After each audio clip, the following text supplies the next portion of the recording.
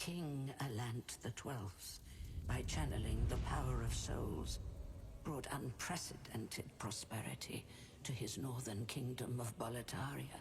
That is, until the colorless deep fog swept across the land. Boletaria was cut off from the outside world, and those who dared penetrate the deep fog never returned. But Valifax of the Royal Twin Fangs broke free from the fog and told the world of Boletaria's plight.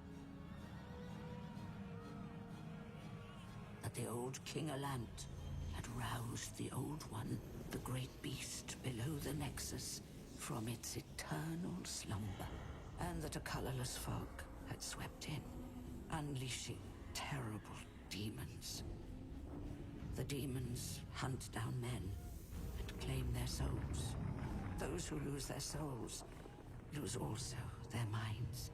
The mad attack the sane, and chaos reigns. Valifax also spoke of the enticing power of the demon souls.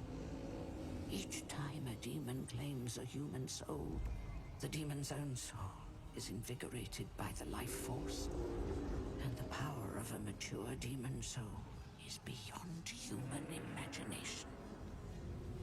The legend spread quickly. Mighty warriors lured by the possibilities braved the fissure to breach the accursed land, but none have returned. Pure of the Twin Fangs, Yurt the Silent Chief, Saint Urbane, Scurva the Wanderer,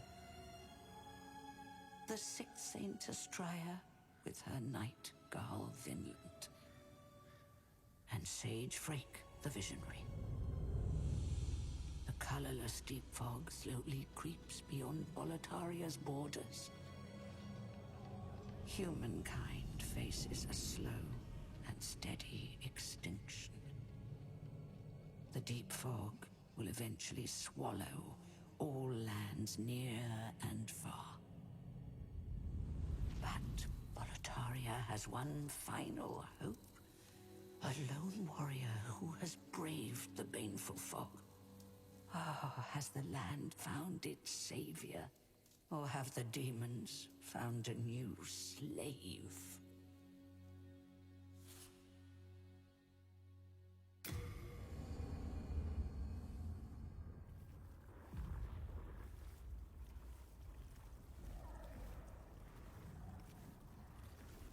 Brave soul who fears not death.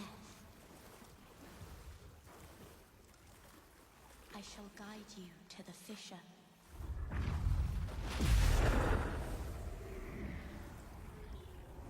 So that you may lull the Old One back to slumber.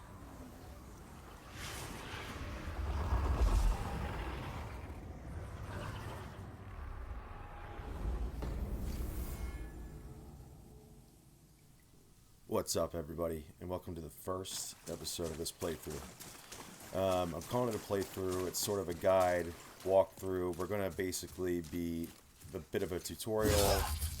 We're going to be a bit of a check out all the new sights and sounds. It's going to be a little bit of everything, but one of the things that we're going to especially do is be efficient and really take our time through some of these levels, and also teach everybody how to beat this game. One of the things you'll see right off the bat is I'm using R2 in these small hallways. I highly recommend that. I don't know if it's gonna I don't know if it's gonna already turn into something that dull, like, okay, here's what you should probably do every time, but yeah, R2 in the hallways for a stab move. That way you're not clanking off the walls. There's an R2, R1 combo there. So yeah, what we're gonna do basically in this build, also we're gonna be going for melee. I'm going to be going for a strength build. I know that a lot of people like to go with either int or faith builds, like as a caster, because it makes the game a lot easier. We will be having casting. We will be able to cast spells at the very, very end, and we will be able to shoot arrows by the very end, but other than that, not so much. So regarding the tutorial though, as you'll notice, this is for the absolute newest of the new. I'm pushing R3 to lock in, and I'm strafing around the enemies and hitting R1 to stab them in the back, which is a really efficient way of killing. It does some like double damage. You do even more damage with your melee weapons if you press triangle to two-hand them, which we can demonstrate later. So yeah, we'll be, the next thing I think we're going to go through real quick is how to parry, and my parry timing still kind of sucks. See, oh, I'm doing horrible. Oh my god, oh my god, okay, alright. Oh my god, there we go. that was a little rough, but we'll get, we'll try to get a little better here. The camera also is so zoomed in, it's tough to kind of see. Oh, fuck, let's just go. It's kind of tough to see in these small hallways. I've actually got the camera on chase mode, which has been sufficient for me. I really haven't minded that one bit. There we go. Here's a good parry. I just missed the first one. I should have a little bit of action. Well, maybe that. Alright, and this big bitch. Got him too. Okay, there we go. You get an extra second to go ahead and parry out there, which is great. But yeah, I kind of wanted to go ahead and make this series for everybody who doesn't have a PS5 yet, or just people who, you know, aren't even going to buy one, but kind of want to watch a playthrough and, you know, experience leveling up a character and going through the whole entire game, kind of seeing what there is. Oh, that was very clearly a trap there that I went ahead and fell right for. In all transparency, I have played through it once, but that was about a week ago. And I don't remember exactly where everything is, but one of the things that we'll be doing too is adding timestamps throughout the entire video. So if there's something that you want, like an item that you want, or you just want to see a boss fight, you're looking for help on how to do those, as a melee character, that will be available to you, and I think it would be a nice and easy thing to make use of. So one thing to point out, in the PS3 version of the game, that used to just be blood, and now it looks like it's a bunch of, I think those are rat heads, maybe human heads, I'm not really sure. But obviously, I mean, the game looks absolutely incredible. Almost missed some grass there. The game looks absolutely incredible. Though I think one of the main things that I've enjoyed about it so far is the different lighting effects. I mean, that and obviously the load times, and you also notice that we're playing on 60 frames per second, which I think, you know, like a lot of people are saying, like, oh, you need to go ahead and, you know, step it up to native 4K or set 4K to go ahead and enjoy the game, but I'm not so sure. I like the 60 FPS better. But okay, enough about that. We're about to go ahead and head into the first boss fight, the tutorial boss fight. What we're going to do, what I suggest that you do, is go ahead and unequip these things. We're actually going to unequip the shield too, don't need it. I wonder if I can put the gloves back on. Nope. What we're trying to do is get below a certain weight threshold. If you see in the upper right corner, we're at a certain percent. We want to be fast rolling. So that's a fast roll. Reason is that we're not going to be blocking any of the boss's attacks, but let's go ahead and get started. Alright, first thing we're going to do is just try and get behind him right away. And we're not at locking on. We don't need to really lock on in this fight. Let's just get some R1s in, stand behind him.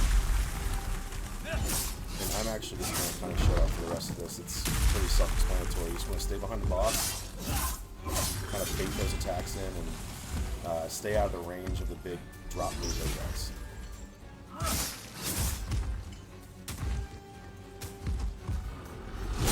Oh, that was a huge mistake. I probably should have actually been locked on. But that's okay. Just can't panic. Maybe get some space and heal. Maybe get some more space and heal. Not great so far, but that's alright.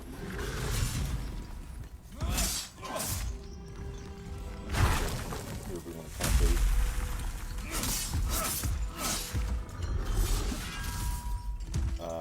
I'm not sure if you would have been hit by that, but, you know, having the ability to fast roll and kind of keep yourself out of that reach is great. So yeah, just kind of punish it.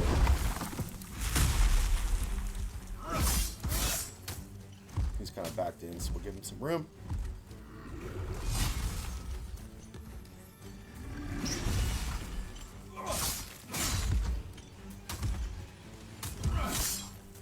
Back off again. Oh my gosh. Not much for the tutorial. I'm going to hit twice. And we're wasting grass. Oh well.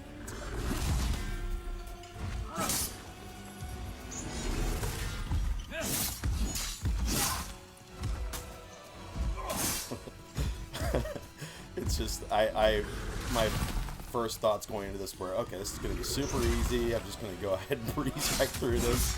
Super easy tutorial. Give something for everybody to watch. Like, follow simply. Get hit twice. Not staying behind the boss well enough. Not baiting the attack enough. Yeah, oh, this is a tough spot. But there's always room behind him. There's always room. You kind of want to just hug this side, really. If you find yourself in front of him. Just gonna stay out of range of that. This should be enough. That was a little. I guess that could have been construed as a little greedy, but that's alright. So yeah, that is your first boss down. I think the main thing to think of when you're doing that is have fast roll available, don't panic, and actually probably use the lock-on more than I did. So now that we've got that finished, out of the way, one of the cool parts about this game is since the boss is beatable, they give you kind of something extra here and a few nice items. So full moon grass, better heals.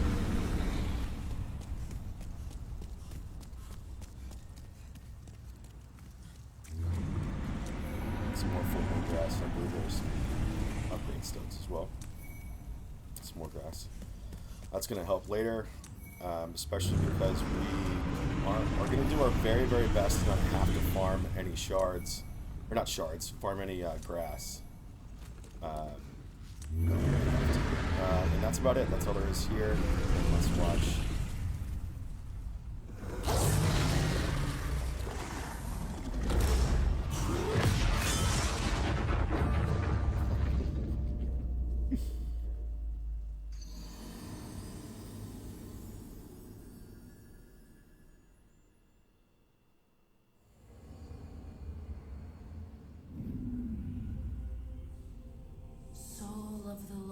Withdrawn from its vessel. Let strength be granted so the world might be mended. Soul of the lost, withdrawn from its vessel. Let strength be granted so the world might be mended. So the world might be mended.